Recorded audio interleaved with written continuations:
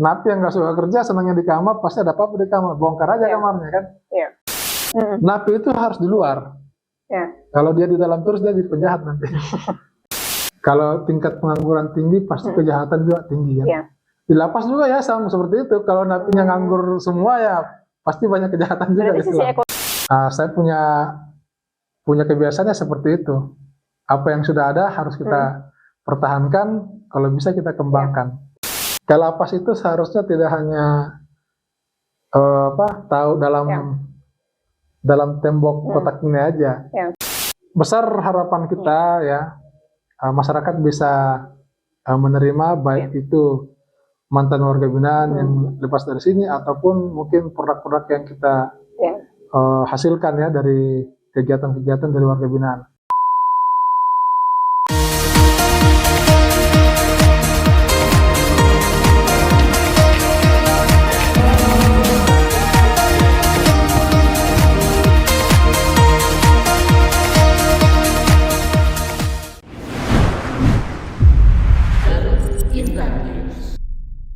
Halo Biners, kembali lagi bersama saya Fitri Nuraini. Saat ini kita akan membahas hal menarik dari Lapas Garut. Saat ini Lapas Garut sendiri memiliki banyak inovasi dan hasil karya dari warga binaan sendiri, yang mana kita ketahui bahwa produk ini bahkan ada yang sudah tembus pasar ekspor. Dan apa saja yang akan kita bahas hari ini? Saat ini kita sudah kedatangan seseorang yang sudah tahu nih tentang apa saja nih di lapas, dan mungkin suatu kesempatan dan kehormatan kita sudah kedatangan Kepala Lapas Kelas 2 Garut, Pak Rusdedi. Gimana nih kabarnya nih Pak? Alhamdulillah baik. Udah lama ya Pak, kita udah nggak ketemu gitu kan? Udah lama nggak ngobrol-ngobrol bincang gitu. Nah, sebelum mungkin ke produk nih Pak, kan banyak nih inovasi Lapas Garut, apalagi kan di berita sekarang banyak nih ya produk-produk lapas yang sudah ekspor nih bahkan ke luar negeri nih Pak. Apa bisa diceritakan nggak awal mula mungkin Bapak nih banyak inovasi nih gitu kan, awal mula ke Lapas Garut sendiri seperti apa nih Pak? Ya, jadi sebenarnya setiap lapas itu punya keunggulan masing-masing gitu ya. Tapi pada prinsipnya hampir semua lapas itu punya kegiatan kemandirian. Ya, makanya kalau kita di satu lapas itu, misalnya baru bertugas ini ya, saya masuk di 2023 bulan Oktober gitu ya. Yang pertama kita perhatikan dulu tuh yang perlu kita pahami adalah potensi wilayah gitu ya. Potensi wilayah, potensi daerah, ya. Kemudian potensi dari warga binaan, potensi dari ketersediaan peralatan maupun area gitu ya di lapas ini seperti apa, ini kita pelajari semua. Nah, nanti dari situ kita bisa tentukan kebijakan, ini lapas ini kita mau arahkan kemana gitu. Karena kan kita harus juga bisa menilai, karena tujuan dari pembinaan kemandirian kan warga binaan itu setelah bebas, ya apa yang dipelajari selama di lapas, ya apa yang dikerjakan selama di lapas itu bisa dilanjutkan kembali dan dikembangkan di tengah-tengah masyarakat. Saya mewakili ini nih, saya orang awam nih, mewakili orang awam dan masyarakat luar nih. Kan nggak tahu nih lapas yang tadi Bapak bicarakan bahwa mungkin lembaga pemasyarakatan ini banyak kegiatan nih Pak. Karena kan yang orang tahu lapas ini sendiri kan taunya pembinaan aja gitu kan Pak. Bisa diceritakan seperti apa pas mungkin? Ya, pembinaan itu kan juga termasuk kemandirian ya. Jadi nggak banyaknya kegiatan di lapas itu ya tergantung dari potensi yang ada juga, ya. Dan itu tidak dibangun satu kali kemudian terus ada semua, enggak, itu bertahap gitu ya. Jadi satu persatu ya kita bangun dulu misalnya kegiatan peternakannya gitu ya. Nanti setelah itu selesai berkembang, dari peternakan ternyata ini bisa menghasilkan pupuk organik ya dari kotorannya. Nah itu kita kembangkan lagi gitu. Ya, kita rekrut lagi warga binaan, ya kita adakan lagi pelatihan, sehingga bisa lagi ada satu kegiatan yang turunan ya, kalau Ya. kalau dibilang turunan, karena dari apa peternakan tadi kemudian ada ketahanannya, ini kita jadikan lagi satu kegiatan yang diolah oleh warga binaan, karena ini bisa jadi apa bernilai ekonomi juga ya. Ya. Setelah kotoran itu diolah jadi pupuk kan bernilai ekonomi. Jadi terus berjalan seperti itu aja ngalir gitu kan. Apalagi nih kita yang bisa kita berdayakan yang ada di sini gitu kan. Kemarin terakhir ya sampah. Ya. Wah kita banyak sampah nih gitu kan. Ya. Ini sampah nih gimana nih? Kita bisa kita kelola lagi gitu kan. Ya udah kita panggil ahlinya. Kalapas kan juga nggak ngerti semua kan. Saya juga bukan orang yang tahu semua Ya. enggak. Tapi kita hanya bisa memanage itu, memanage, mengatur, merencanakan ini harus seperti apa. Ya. Kita panggil ahlinya datang, latih, Ya. praktek, gitu. Kita maunya seperti ini gitu kan. Udah langsung ada kegiatan. Berapa tenaga kerja yang dibutuhkan di situ kita siapkan. Warga binanya kita latih, gitu. Terus habis itu praktek, kegiatannya berjalan. Ya. Kemudian nanti ada hasilnya, ada produknya. Ini gimana lagi nanti pemasaran produknya. Ya. Jadi itu ngalir aja sampai sekarang 2 tahun. Ya sudah lumayan banyak lah ya. Nah sebelum ke produk Pak, mungkin kan warga binaan sendiri kan harus tahu lah karakter mungkin yang di Garut sendiri seperti apa. Nah, ketika Bapak mungkin muncul di Garut sendiri, melihat lapas Garut sendiri, awal mulanya, oh ini nih kita lahirkan inovasi ini, awal mulanya seperti apa nih Pak? Ya kalau saya sih melihat potensi wilayah dulu ya, daerah, terus budaya setempat seperti apa.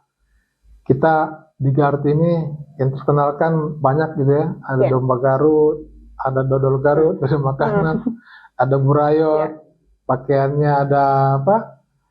Batik juga ada batik Garut gitu ya, banyak lah gitu kan. Nah itu yang coba kita kembangkan dulu gitu ya.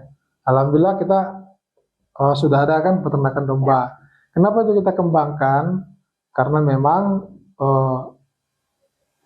karena warga binaan ini akan kembali ke masyarakat, berarti kan kita harus mengajarkan, melatih sesuai dengan yang apa yang akan mereka hadapi di masyarakat. Tapi kan orang awam sendiri kan tahunya kan warga binaan ketika mungkin ya Pak, ketika bebas dari sini tuh ya udah bebas aja gitu loh. Tapi kan ketika mengetahui di lapas Garut sendiri mereka dibina lah secara inovasi, mereka nanti keluar dari lapas punya punya kapasitasnya sendiri. Mungkin itu jadi tujuan nggak sih Pak dari Bapak sendiri? Ya itu tujuan dari pembinaan, ya dibangunnya lembaga masyarakatnya tujuannya itu, ya.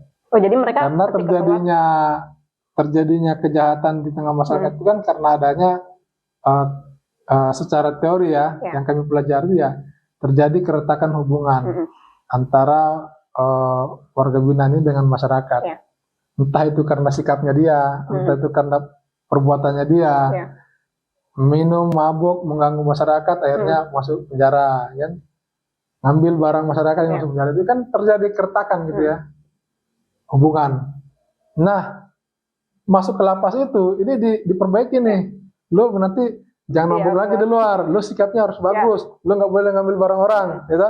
Kalau lu butuh duit, lu harus kerja, ini gua ajarin nih. Keterampilan nih gitu kan, nanti lu bebas kerja ini gitu kan. Nah ini untuk apa? Supaya tujuannya kan kembali lagi ke masyarakat, reintegrasi sosial. Dia harus kembali lagi ke tengah-tengah masyarakat menjadi orang yang lebih baik, gitu ya. Sikapnya lebih baik, dia punya keterampilan, dia berguna di tengah-tengah masyarakat gitu kan. Itu kan tujuannya memang. Ada konsep sendiri nggak Pak? Ada konsep pembinaan yang khusus dari Bapak nggak sih untuk lapas Garut ini? Kalau konsep kan secara teoritis itu yang kita pakai, yang kita pelajari di sekolah gitu kan, untuk pembinaan. Sebenarnya sistem pemasarakatan itu sudah cukup bagus ya, sudah cukup lengkap. Tinggal bagaimana mengaplikasikannya aja yang mampu atau enggak gitu kan, merealisasikannya. Karena semua yang kita kerjakan itu sebenarnya sudah cukup lengkap, mulai dari konsepnya harus seperti apa gitu kan, pembinaannya ya. Sudah ada kan dalam teorinya itu. Dan mungkin melihat karakter warga binaan sendiri nggak sih Pak? Ya semua kita harus pelajari, baik karakternya, minat dan bakatnya itu kan ya kita tentukan kebijakan pembinaannya seperti apa, itu kan berdasarkan penilaian. Ya. Nah, Pak, ada motivasi nggak di balik mungkin kan produk unggulan lapas ini banyak nih. Ada motivasi nggak program-program yang mungkin dimunculkan sekarang? Jadi ketika misalnya program ini dijalankan, ada keterlibatan sama warga binaan atau yang lainnya nggak sih, Pak?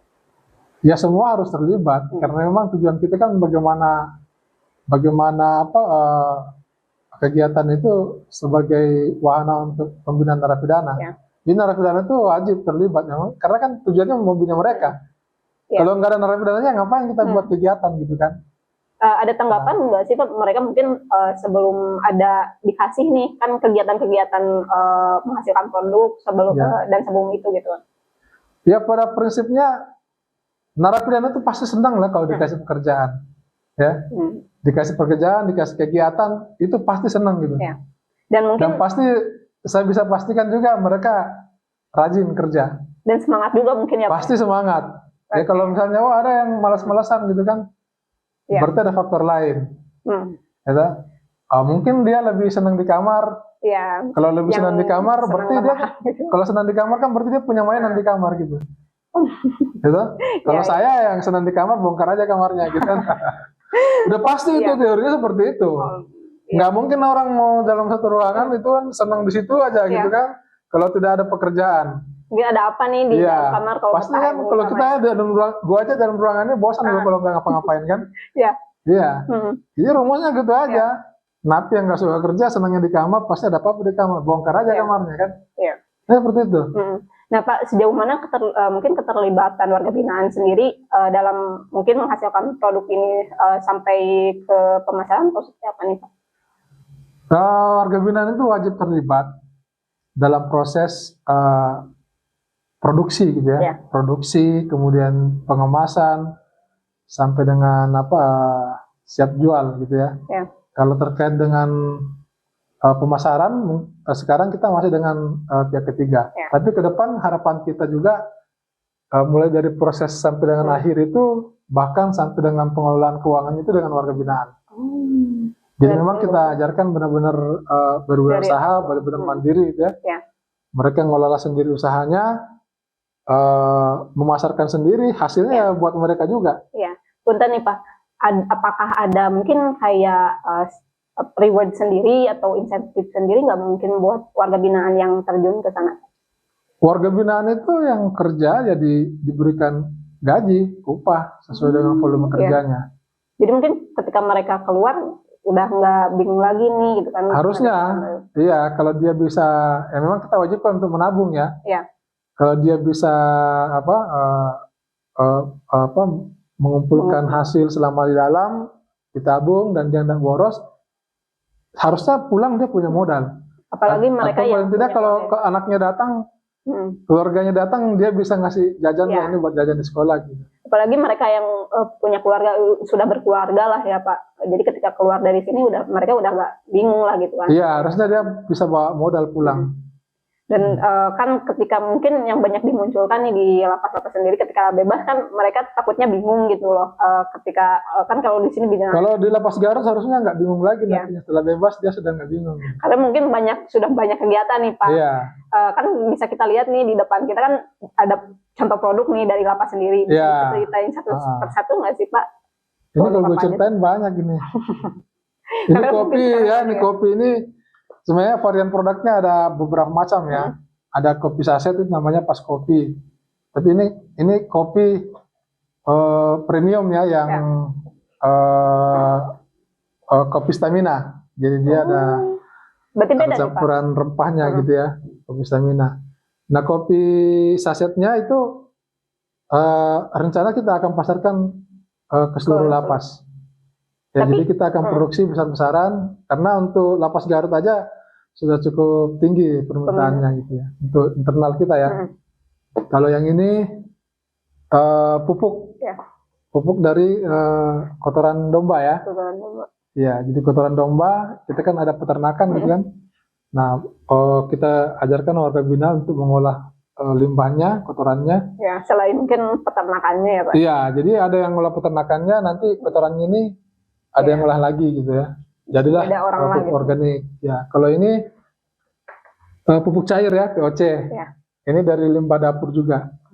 Jadi limbah Ya. buah-buahan atau segala macam itu kan di fermentasi kan jadi POC.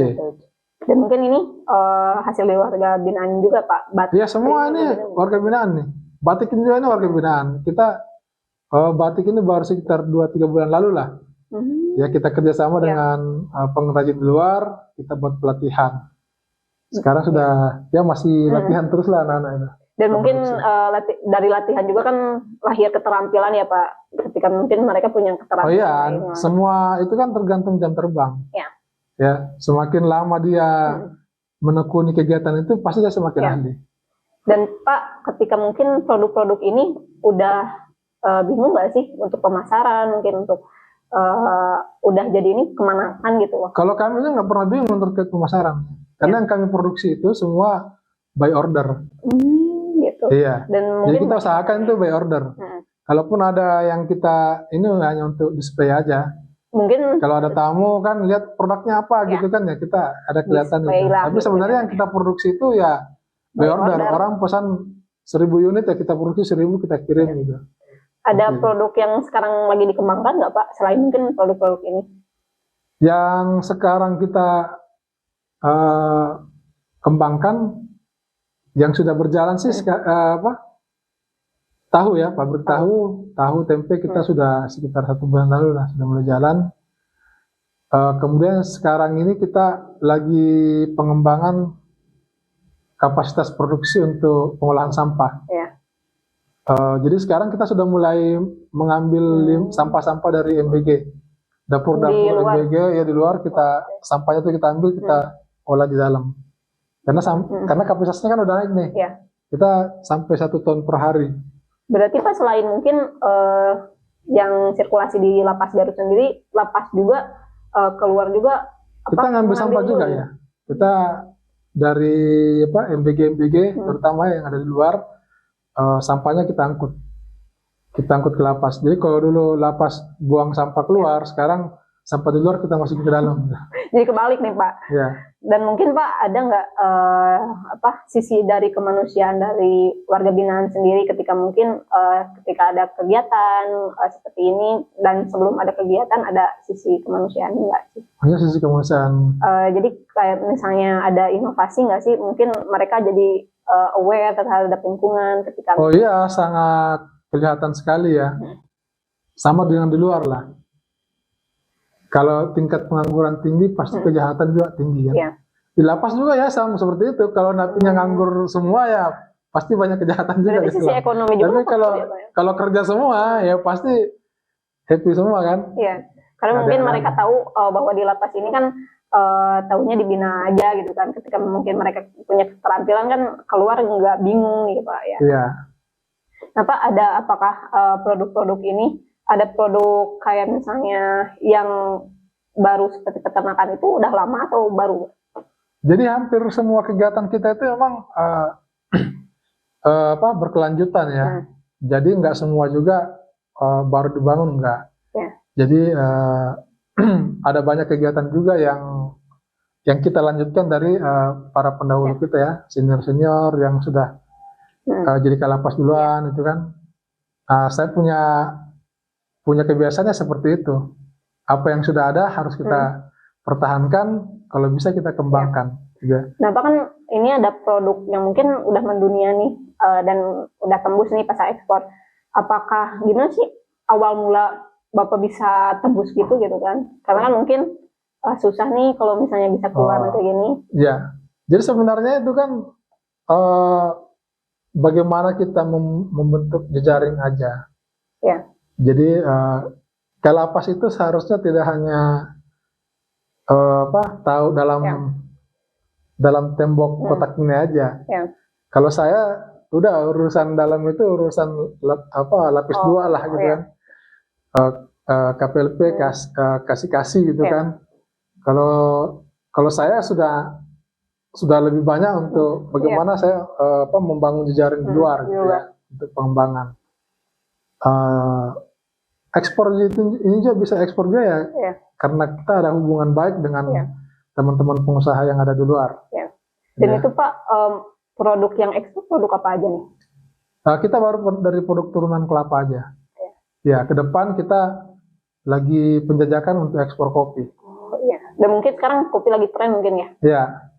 Ini Pak, kalau misalnya kan sekarang yang produk mendunia ini cair nih Pak, apakah mungkin kenapa sih Bapak memilih produk itu gitu kan, sehingga mungkin udah sampai begini gitu? Jadi saya mulai kenal kelapa ini sebenarnya bukan sejak di Garut, tapi sejak saya tugas sebagai Kalapas Pohuwato di Gorontalo waktu itu. Kenapa saya ambil kelapa ini? Karena memang Gorontalo itu daerah penghasil kelapa juga ya. Hampir 10.000 hektar tanaman kelapa, dan itu tanaman kelapa milik masyarakat bukan perusahaan. Itu ya tanaman perkebunan kelapa milik masyarakat. Melihat potensi itu dan sebagian besar juga masyarakat itu kegiatannya bertani, berkebun, sehingga kebijakan pembinaan dalam lapas itu ya harusnya sama. Jadi banyak di pertanian dan perkebunan. Ya. Kemudian untuk mendapatkan ini dari perkebunan ini kira-kira apanya nih mau diolah gitu kan? Kalau saya ngolah kopra biayanya besar, ya kita nggak punya modal gitu kan. Kalau saya ngolah batok kelapanya gitu kan, lebih. Batok kelapanya juga udah ada harga, udah ada nilai di masyarakat gitu kan. Mereka jual gitu aja di pasar laku. Mereka jadikan arang harganya lebih mahal, ya kan. Jadi kalau saya ngambil batok nanti gue rebutan ini sama masyarakat gitu kan. Pasarnya rebutan. Iya. Ini kayaknya yang dibuang-buang cuma sabutnya doang ini kan yang bisa gue ambil gitu kan. Dimanfaatin lah. Iya. Ya udah, gue cari lah gitu kan, ambil sabut, terus kita pelajarin ini sabutnya bisa dibikin apa nih. Ternyata ini produk ekspor gitu kan. Terus mulailah ketemu dengan beberapa kontak-kontak lah gitu ya. Perkenalan, Pak saya dari saya Kalapas ini mau sharing gitu kan. Udah ngobrol, akhirnya banyak teman. Banyak teman, mulai jalan gitu kan, udah kita ngolah sabut gitu.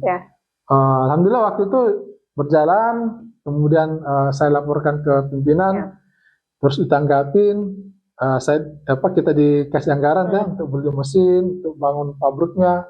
Misalnya pabriknya gede di sana itu, bangun pabriknya, kemudian kita jalan, alhamdulillah sampai ekspor juga di sana. Waktu itu kita ekspor ke Wuhan.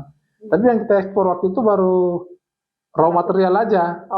Jadi sabutnya itu, sabut coco fibernya itu di packing, ya diikat, kita langsung kirim. Gitu. Setelah ke sini baru nanti kirim. Kemudian nggak lama itu saya geser nih kan, dimutasi. Ke sini. Ya dimutasi karena udah kelamaan di sana kan. Saya hampir 5 tahun jadi Kalapas Pohuwato itu ya. Akhirnya geser masuk ke Jawa Tengah. Di Jawa Tengah ini nggak bisa nih kerjain kelapa karena kelapa di Jawa Tengah itu saya di Pantura, bagian laut. Sedangkan kelapanya kan di bagian gunung sana nih, Banyumas, Purwokerto sana kan. Jadi nggak bisa nih saya ngerjain kelapa gitu kan. Tapi ya syukur alhamdulillah saya akhirnya bisa ngerjain kegiatan pertanian, peternakan ya. Selain dari kelapa itu. Di lapas terbuka. Jadi di sana saya mulai belajar peternakan ayam petelur, ayam boiler, peternakan sapi, peternakan domba, perikanan. Di sana kan ada semua tuh, terus perkebunan. Jadi saya nimba ilmunya di situ hampir 5 tahun, 4 tahun lah di sana kan. Nah setelah digeser ke Garut, ya gue kombinasiin semua nih kan, semua pengalaman saya sebelumnya kan. Kelapanya bisa jalan, terus agribisnisnya, pertanian, peternakan, perikanan bisa jalan juga. Makanya kan di sini jalan semua nih. Industrinya juga bisa jalan kan. Tapi bedanya dulu di produk yang kita ekspor itu bahan baku. Kalau di Garut ini udah meningkat nih. Produknya gitu. Udah sama teman mitra itu saya minta kalau bisa saya mau produk jadi gitu kan. Karena kan di Jawa ini kan narapidananya terampil lah gitu. Menurut saya banyak orang terampil kan. Iya. Beda Indonesia Timur itu kan pekerja kasar gitu ya. Jadi bidang tugasnya memang kita lihat juga dari budayanya gitu ya. Dan mungkin jadi dari situlah lahir mungkin ya produk-produk dari cuaca Iya, jadi dunia lah, Pak. jadi dari pengalaman. Tapi masih Jam terbang. Iya, jam terbang.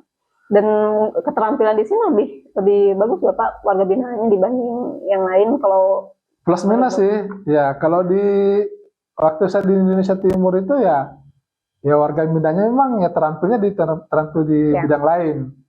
Misalnya di kegiatan ngolah kelapa itu kan, dia bisa pakai tenaga itu, Ya. ngupasnya segala macam gitu kan. Ya. Nah kalau di sini gue bikin seperti itu kan ya nggak bisa Nggak gitu ya. bisa, Nah, gitu tapi kan, ya. di sana kalau kita suruh bikin kerajinan gitu ya, ya di agak susah sini juga mungkin agak ya. takut agak susah. Dan mungkin lihat dari tadi ya dari sisi geografis juga ya. Iya, jadi kebiasaan di luar kan budayanya. Tapi kalau di sini ya kita suruh menjahit, suruh merajut gitu kan, itu sangat bagus, tekun gitu kan. Dan kan di sini banyak produk nih Pak, banyak inovasi. Ada nggak sih Pak yang menurut Bapak ini nih yang lebih sulitnya di bagian ini nih gitu? Kalau maksudnya yang mana nih? Yang produksi? Ya kayak misalnya mau produksinya atau pemasarannya, ada nggak produk-produk ini yang kayak ini nih masalahnya di sini nih gitu kan? Ya setiap proses itu kan pasti ada kendala gitu ya. Tapi alhamdulillah selama ini bisa kita tangani lah, atasi setiap ininya, kendala-kendalanya.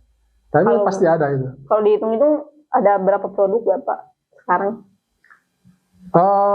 Saya belum sempat ngitung sih, tapi juga ya. Banyak juga ya. Ada lebih dari 10 lah. Ya. Dan mungkin sirkulasi semuanya juga sirkular. Kalau total kegiatan kita ada 19. Ya. Ada 19 kegiatan. Ya, 19 produk. Ya. Ya, produk-produk contohnya yang di depan ini apa ya? Ya, ini salah satunya. Kita masih ada Narasport. Apa tuh Pak? Konveksi Narasport. Jadi untuk pakaian-pakaian olahraga. Dan pemasarannya ini kemana? Kita masih by order juga. By order. Iya. Berarti setiap produk juga lahir dari by order gak sih? Iya. Jadi kita sediakan. Bingung nih buat pemasaran. Udah ready ini kan anak-anak kerja gitu ya. Siap. Yang kita kerjakan ya kalau ada order masuk gitu. Iya. Nah kalau misalnya warga binaan nggak ada order nih misalnya masuk gitu kan, ya kita ambilkan maklum. Jadi pekerjaan dari luar. Biar anak-anak warga binaan ada kegiatan.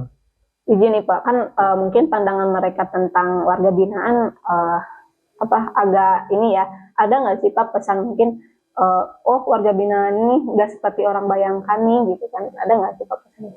Ya kalau orang melihat warga sebagian besar lah ya masyarakat menilai di dalam lapas itu kan ya warga binaan itu penjahat semua gitu kan, ya auranya negatif semua katanya kan. Nah, tapi kalau saya sih ya saya melihat sedang pengalaman saya, perjalanan saya selama ini gitu ya. Sebenarnya warga binaan itu jauh lebih mulia daripada kita yang ada di luar. Gitu ya. Kenapa saya bilang jauh lebih mulia? Mereka bisa ini loh, sholat 5 waktu tepat waktu. Nah, iya. Kita bisa nggak? Gue aja nggak bisa, gue angkat tangan gitu kan. Pasti ada aja gue telat gitu kan. Ada kegiatan. Iya, kalau mereka bisa 5 waktu berjamaah itu bisa mereka. Apalagi sekarang kan di lapas ini juga ada wadah ya mungkin ya mereka buat beribadah. Gitu. Ada pesantren di dalam itu. Jadi mereka belajar agama satu kali bulan bisa. Dan rajin-rajin nggak Pak itu warga binaan? Rajin, santri kita ada 150. 150. Iya. Jadi kalau gue bilang, ya kalau kesalahan mana sih manusia yang nggak pernah berbuat salah, gitu? Kita ini mungkin lebih besar dosanya, cuman karena Allah nggak buka aja kan, gitu. Tapi kalau mereka ini kan yang sudah ngakuin bersalah, sudah bertobat, kemudian di dalam dia misalnya rajin beribadah, 5 waktu nggak putus-putus, tepat waktu lagi, dia puasa Senin Kamis, tiap hari dia baca Al-Quran, apakah kita bisa mau merasa diri kita lebih baik dari mereka, lebih baik dari napi-napi di dalam itu ya belum tentu. Ayo kalau mau siapa mau saingan gitu kan. Apalagi sekarang sudah dibekali keterampilan mungkin ya. Iya, keterampilan. Ya pasti satu dua ada yang bikin Ya. ulah ya pastilah gitu kan. Ya, Namanya dan nggak juga semua orang baik juga iya, ya Pak. tapi nggak semua juga buruk kan. Bahkan banyak yang Ya, lebih lebih baik baik dari kita yang di luar dari mungkin kita ya. yang di luar. Nah, Pak, sebelum menutup dari segmen ini, ada nggak pesan buat masyarakat atau pesan buat warga binaan sendiri untuk Lapas Garut ini sendiri seperti apa? Ya, pesan saya ya hati-hati, jangan sampai napi justru lebih hebat daripada kita yang di luar gitu. Iya. Ya, dan ada nggak Pak, mungkin ada sedikit terakhir untuk warga binaan untuk mendukung produk-produk dari lapas sendiri?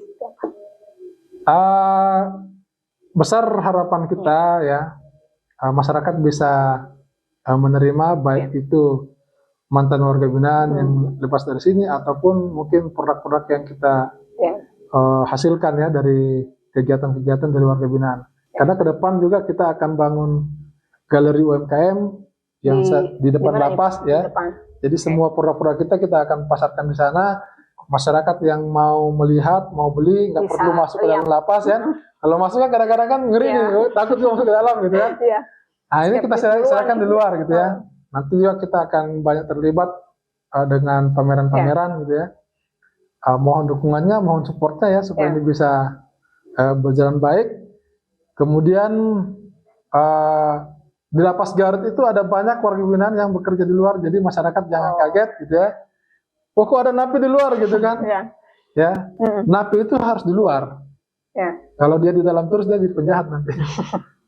Dan ya kalau dia udah masanya asimilasi kan, itu merupakan hak yang dijamin oleh undang-undang, pasti kami keluarkan untuk bekerja. Tapi kan kita juga melihat ada tingkat resiko. Ya, kalau dia risikonya tinggi, walaupun itu hak, tapi ada pertimbangan substantif yang kami keluarkan. Ini dikhawatirkan gitu ya. Tapi tetap bekerja, tapi bekerja di dalam. Dan nanti yang sudah yang minimum security ya, risikonya rendah, itu pasti kami pekerjakan di luar gitu ya. Dan bila mana terjadi sesuatu, misalnya kan dia melakukan pelanggaran lagi, ya kita cabut hak asimilasinya. Menarik sekali sih Pak, banyak sebetulnya yang bisa dibahas nih di Lapas Garut gitu kan. Mungkin di segmen lain kita akan bahas hal menarik lainnya dan saya cukupkan sekian. Terima kasih Pak udah datang di podcast kami nih Pak. Sama-sama, gitu kan. Apalagi kan inovasi Lapas Garut ini banyak banget dan mungkin kalian yang kepo atau pengen tahu lebih lanjut tentang produk-produk Lapas Garut atau segmen lainnya bisa pantengin channel kita. Terima kasih banyak. Kami pamit. Terima kasih Pak udah hadir. Ya, sama-sama. Terima kasih.